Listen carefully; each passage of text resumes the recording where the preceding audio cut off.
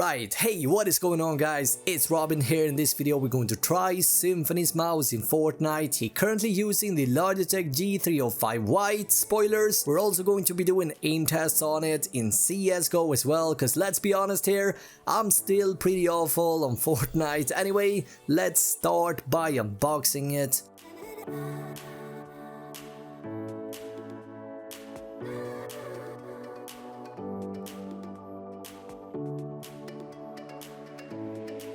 So the G305 Lightspeed, aka Lightspeed I should say, it's a wireless mouse. It's got a max DPI of 12k and it's white, believe it or not. You don't stumble across that many white mice nowadays, so I figured why not pick a white one. This comes in black as well. Now I should say I have already opened this box before and I've been using it for months. It's a very good mouse and I gotta say guys, I was a bit curious whether it was gonna wear out, you know, get dirty or whatnot, but I'm happy to say that is not the case here. I know there's been a lot of people wondering about the shape and whatnot. It uses the same shape as the G102 and the 203, and whoa, we got a sort of bag with a G logo. Although it is not the lightest mouse around, you gotta have in mind that it is wireless. I think honestly they've done a great job here. It's not heavy by any means, but it's not the lightest mouse around. Anyway, let's see, let's dive deeper inside the box. Let's see what we got here. We got the cord here that you actually don't need. You can use it if you want, but it's not necessary. And you can basically put the receiver here, the USB receiver, if you want, but it's not necessary. Come on baby. All right, here we go. So and as you can see, I'm using a rechargeable battery. So if you're coming from the G203 and you like that shape, you're going to love this as well. The only difference here is that it's coming without the cord. It doesn't have any RGB unfortunately, or fortunately, whether you're a fan of RGB or not. Now, something to point out as well, it doesn't come with the infinitive scroll like the G502 for example. This is more like the standard scroll wheel, but it's very nice and it's got that rubber on it, so you definitely have the necessary grip. There is a switch here. You can switch whether you want to turn the mouse on or off. I usually leave this off when I'm not gaming or when I'm not using it. That way I save a bit of battery as well. All in all, I'm very happy with this mouse. We're gonna try some Fortnite with it now. Let's get into it. So we've been touching just so slightly on the specs, but let's get the rest out of the way as well. Logitech went with the hero sensor on the G305, which has proven to be actually very good. It's based on the PMW3366 with a max DPI of 12k. We got 1 millisecond pulling rate and armor and switches. Now what I failed to mention when I unboxed it is that the G305 shares the same shape as the Pro Hero as well, and the difference between the G203 Prodigy and the Pro Hero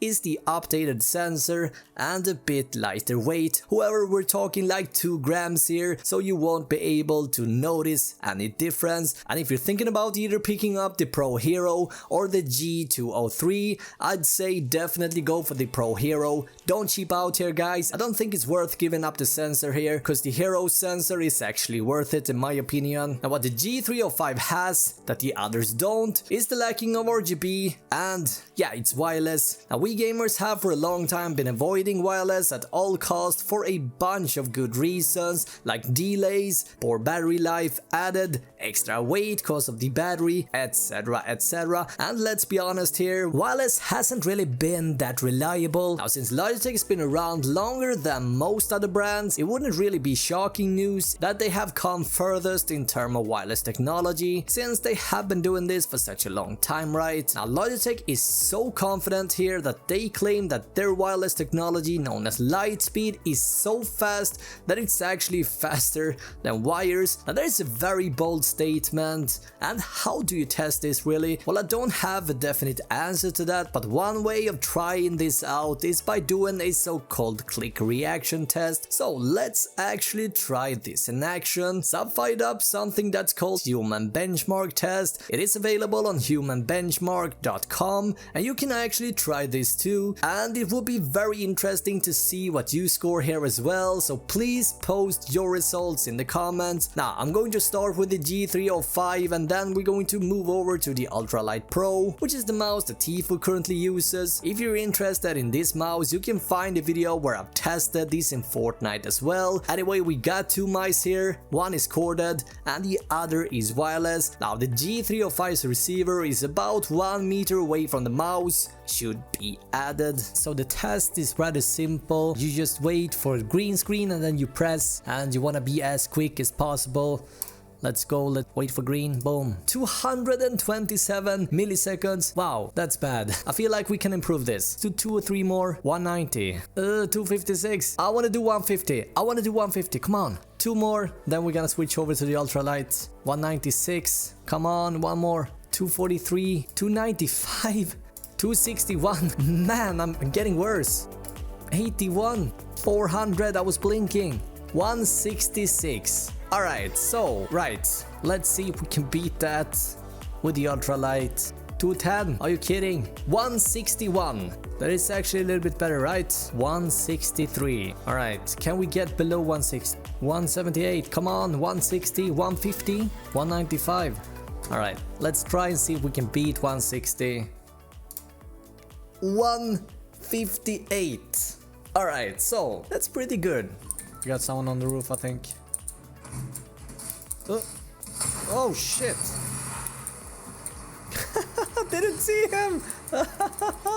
So, with that said, let's try some CSGO. I feel like we gotta try this sensor a bit more. Alright guys, so my idea here, I'm gonna try and see how many kills I can get in the fastest amount of time. In fact, I'm gonna try and aim for 10 kills. Yeah, we're gonna do a comparison. The Ultralight Pro versus the G305. I'm gonna start with the 305. Let's see how long it takes me to get 10 kills, right? And the only way I can get 10 kills is by getting headshots. With that said, let's get started, alright. Totally lost track already. How many kills have we got? 14 already. Alright, cool. Let's just do a few more. Let's go 20. So we got 22 now. Alright, so how about that? Boom. Alright, so that went pretty alright, I'd say. Let's put this over here. Boom. Make some space for the Finalmouse Ultra Pro. Now, gotta say guys, my initial thoughts, swapping between them, this one is definitely bigger. So if you have, you know what, smaller hands, I wouldn't say small hands, but I don't know, medium size to maybe perhaps a little bit smaller, I definitely would suggest the 305 over the Ultralight Pro, because this one is quite big, I'd say. With that said, let's just put this away and let's get the AK-47. Here we go. Right, so I guess that's it. Put the timer up. Let's do it, guys. 1, 2, 3, let's go. Oh, we're off for a bad start.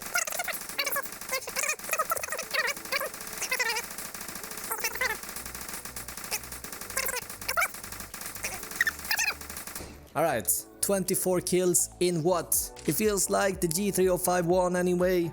You know what? I like both these. I like both. You know what? Conclusion time. I like them both. But yeah, I don't know. It's a... If I get the shoes between them, if I only got one battery, I would probably choose this one.